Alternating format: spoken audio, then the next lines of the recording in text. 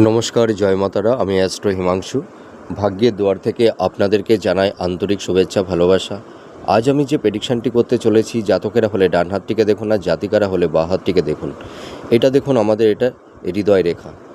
এই হৃদয় রেখা থেকে দেখুন একটা শাখা রেখা একদম পুরো নিচের দিকে টার্ন করে দেখুন এই নিম্নস্থ মঙ্গলের ক্ষেত্রের দিকে চলে এসছে। ঠিক আছে, তা যদি কোনো জাতক জাতিকাদের হাতের হৃদয় রেখা থেকে কোনো একটি শাখা রেখা যদি লোয়ার মার্সের দিকে অর্থাৎ মঙ্গলের দিকে, এইটা হচ্ছে আমাদের নিচস্থ মঙ্গলের ক্ষেত্র, আর এইটা হচ্ছে উচ্চস্থ মঙ্গলের ক্ষেত্র। ঠিক আছে, এই নিচস্থ মঙ্গলের ক্ষেত্রের দিকে যদি কোনো একটি শাখা রেখা এই হৃদয় রেখা থেকে চলে আসে, তাহলে এই সব জাতক জাতিকাদের মাঙ্গলিক দোষ বা যোগ তৈরি হয়।